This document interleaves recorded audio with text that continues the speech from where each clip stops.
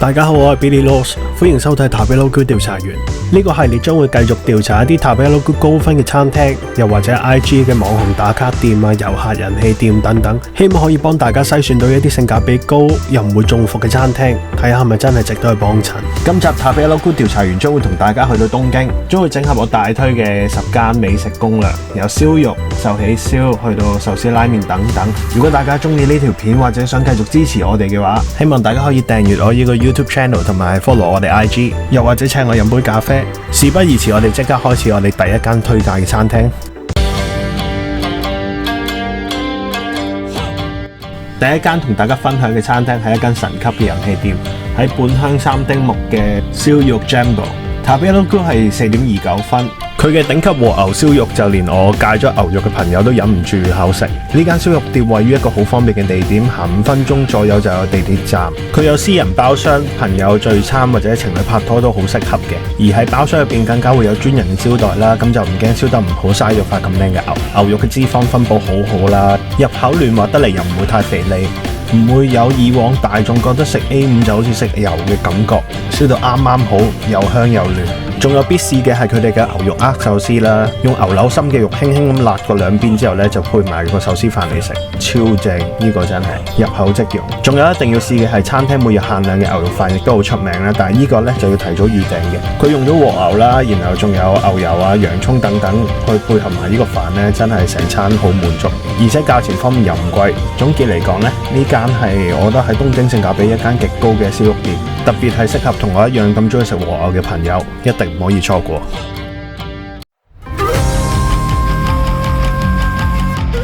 講起東京嘅壽喜燒，相信好多人都聽過係日山啊或者人形町金本呢啲。咁今日就會同大家推介一間叫做 Sukiyaki 12天啦。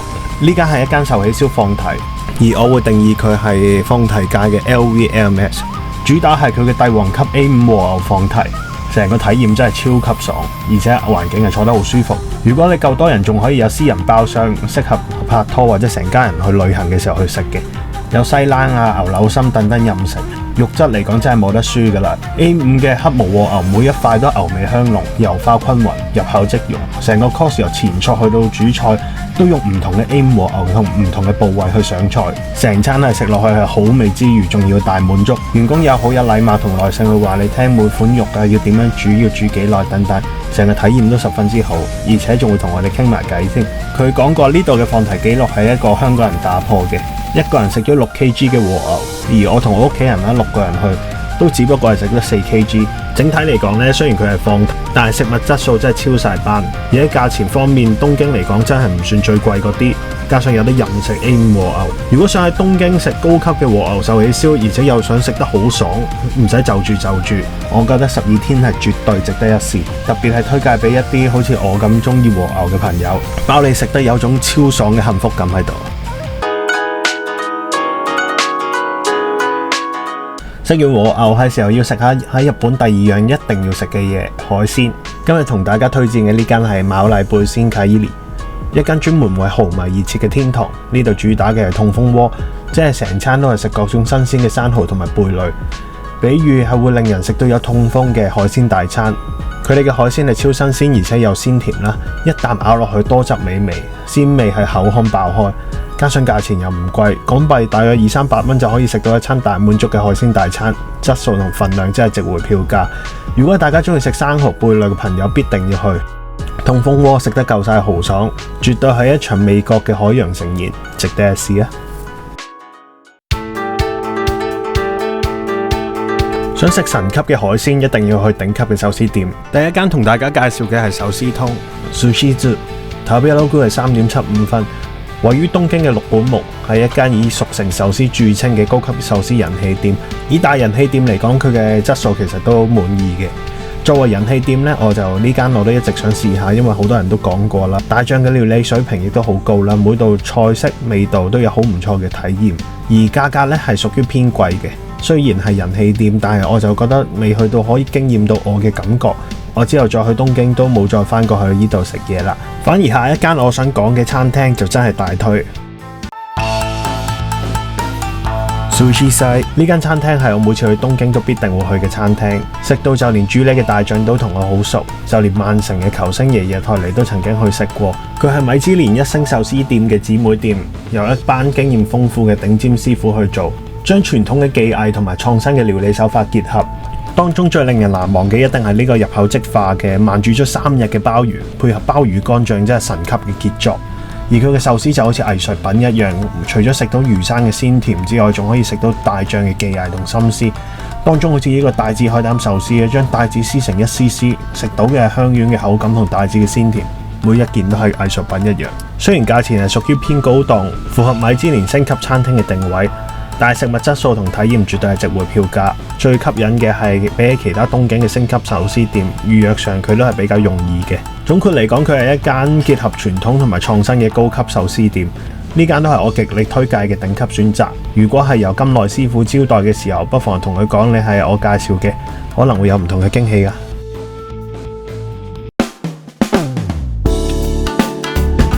講完 Omakase， 如果覺得有啲 out budget 嘅話，但係又想食到米芝蓮級數嘅壽司，回轉壽司 Ginza Orodera 絕對係你要排隊都要試下嘅餐廳。一間 AMX 級數嘅回轉壽司店，作為米芝蓮星級嘅名店嘅姊妹店啦，以平民嘅價位就可以食到米芝蓮級數嘅食材。佢嘅食材都係每日喺市場度新鮮直送。特別大推係呢個海膽3重奏啦，分別係馬飯紫海膽同埋海水海膽，一次過試晒日本3種嘅北海道名物，呢個真係忍唔到口，我 encore 咗幾次。作為人氣嘅排隊店咧，好多壽司 fans 都會專登嚟試。雖然佢就唔係平價嘅回轉壽司，但係相比起其他米芝蓮級嘅餐廳已經算係親民好多。特別係推薦俾 budget 有限但係又想試到米芝蓮級數嘅壽司嘅朋友，一定唔會令你失望。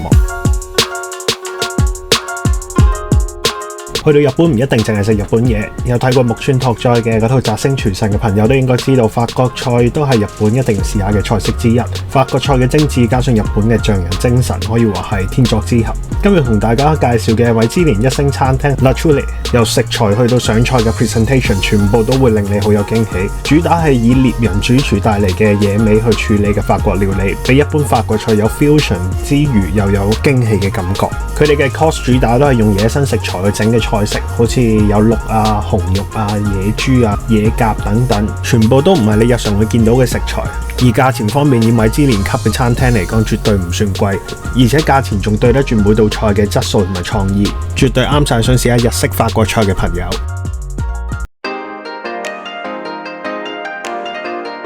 成莊一間可以話係日本第一嘅炸豬扒店，相信大家好多朋友都聽過。主廚三谷師傅只係用年產得7000隻嘅雪室熟成豚，再加埋含糖量只有1% 嘅新鮮特製麵包糠，係低溫油炸。成莊嘅炸工絕對係職人級嘅，炸到啱啱好，食落去肉質亦都仍然係鮮嫩多汁，油脂感一流。而今次拍片我叫咗嘅係豬肩胛肉啦、五花肉同埋 Chateaubriand， 即係豬柳心嘅肉。表面上好似睇落未炸透咁樣，但係食落去外皮超鬆脆超香，做到咬落去就入口即溶嘅感覺。價錢嚟講，作為日本第一嘅佢唔算係特別平，但係講到質素同手藝，真係可以話一定要試一次。但係坦白講，食咗幾次嘅我就覺得最近已經冇以前好似第一次嚟咁驚豔嘅感覺。我記得好幾年前嚟嘅時候，第一次食嘅時候真係覺得哇，真係好好食嘅豬扒。好豬扒，我從來冇食過咁好食嘅豬扒。好記得好幾年第一次嚟食嘅時候，真係有覺得哇，呢個係我食過最好食嘅豬扒。但係啱啱呢一次我就覺得已經好似冇咗以前好驚豔嘅感覺。但係坦白講，如果係未去過嘅朋友，我都會建議一定要試一次嘅。但係如果試過嘅朋友，我就覺得可以試下唔同嘅選擇，其實都未嘗係一件壞事啊！我覺得。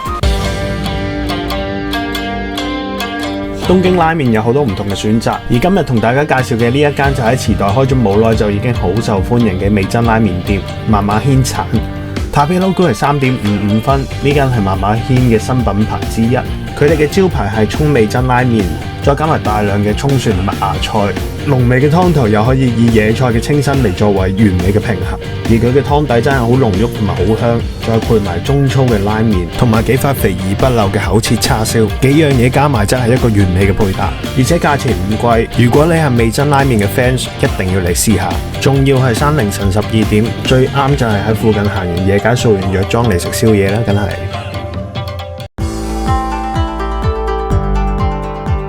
第二間同大家介紹嘅喺新宿嘅一間人氣煎麵店，五之神製作所 Tabelogoo 係有3.77分，仲多年入選東京嘅拉麵百名店。呢間主打嘅係神級嘅蝦湯煎麵，湯底嘅濃厚煎麵汁係以大量嘅蝦去熬製，食落去蝦味濃郁，而且又唔會過鹹，完全襯托出蝦嘅鮮味。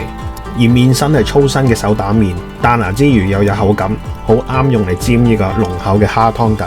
再加埋佢個慢煮雞胸同埋肥而不膩嘅叉燒，成碗麵可以話毫無破綻。如果撞啱有期間限定，例如拍片嘅今日，我就試咗呢個番茄濃厚蝦湯，食落去除咗濃厚嘅蝦味，仲有淡淡嘅番茄鮮甜味，真係好正。整體嚟講，呢間煎麵店可以話係新宿一定要嚟試，但係唯一要煩嘅係因為佢係一間大人氣嘅煎麵店，所以排隊嘅時間都唔短。不過好彩佢嘅翻台率都比較快，大約半個鐘左右就已經入得去。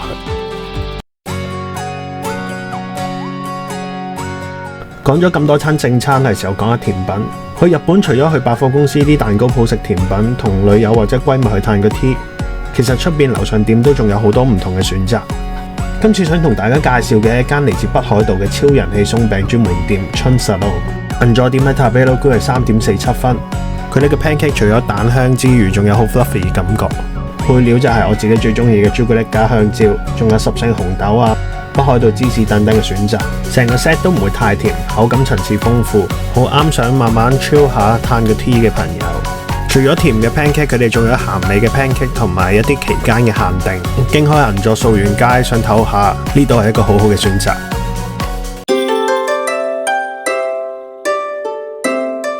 最後一間係特別偏離嘅，喺富士山周邊嘅一個好出名嘅打卡位，日川時計店附近一間鄉土料理英井烏冬。